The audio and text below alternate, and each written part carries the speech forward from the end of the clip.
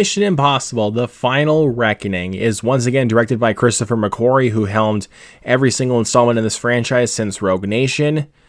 And this is supposedly the final Mission Impossible film right here for Tom Cruise. Let's see if this one really paid off. Ethan Hunt and the IMF team continue their search for the terrifying AI known as the Entity, which has infiltrated intelligence networks all over the globe, with the world's governments and a mysterious ghost from Ethan's past on their trial.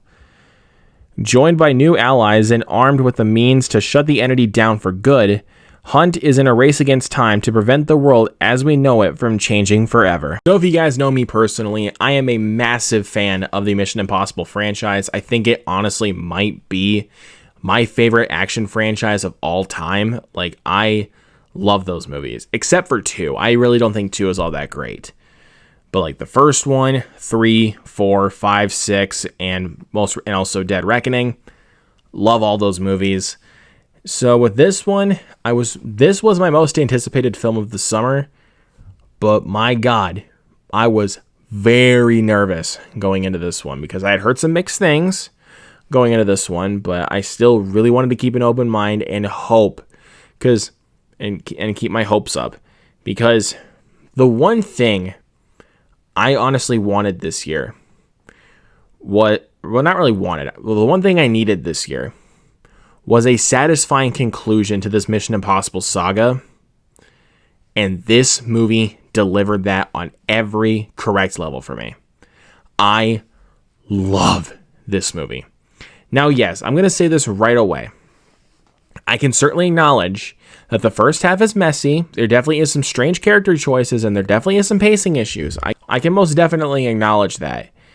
But to me, like, after that, like, I was willing to forgive that because of how the rest of the film turned out for me. Because I was so, like, into it. Like, I was so invested from the first frame all the way to the end. I absolutely adored The Final Reckoning. Is this the best one in the franchise? No.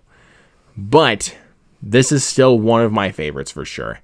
So let's get right down to the nitty gritty here. The cinematography for this film is absolutely gorgeous. This is a great film to look at. And with Christopher McQuarrie's direction, I know what this guy cooks. Like, for real, dude. Like, he is so good at this franchise. Like, I could tell. I wasn't sure how it was going to turn out originally when he was returning to direct Fallout. But as the franchise progressed on, I love it. Like, I love Christopher McQuarrie's direction with this. Tom Cruise has still got it at 62 years old. I don't know how this dude has still got it. Like, it's crazy. Like, you know that big stunt in the trailer that you see of him hanging off of a biplane?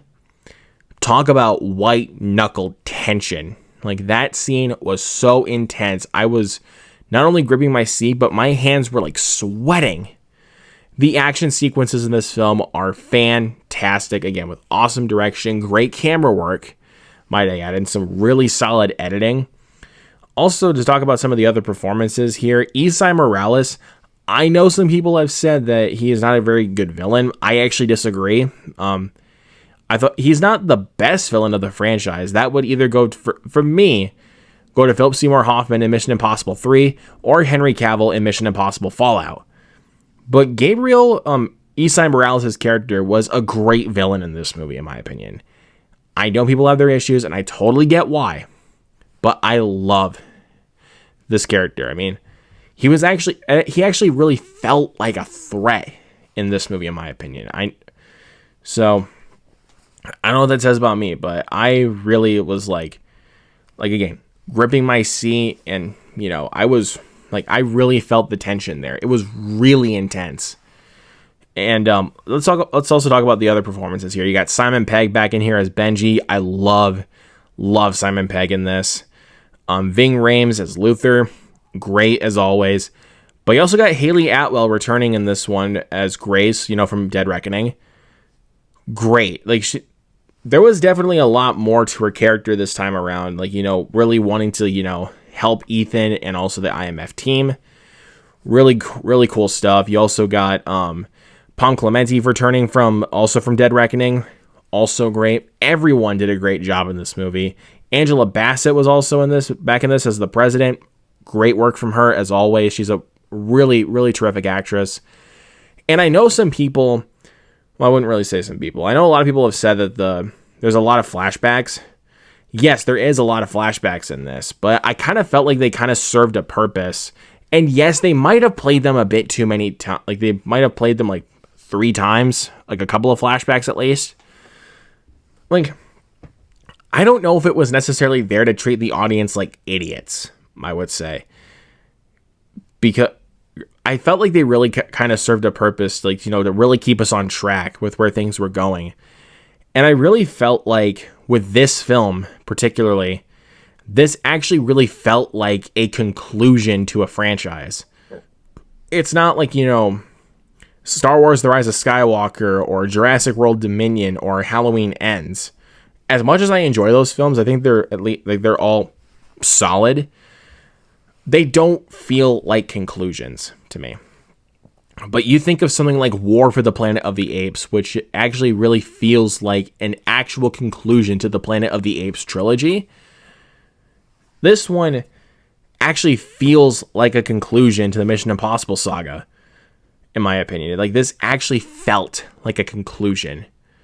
And that was what absolutely satisfied me. Yes, there is some issues with this movie, but I'm honestly willing to overlook those issues because every single aspect about this film, to me, worked.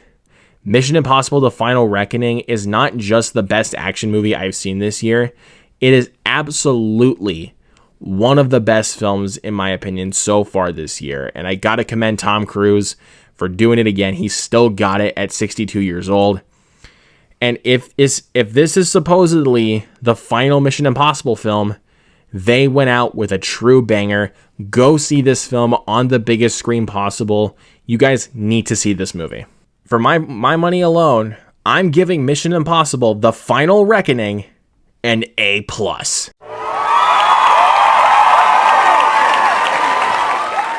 Yeah, we are spoiled within the first half of the year, guys. There has been a lot of great films that I've absolutely adored from this year so far.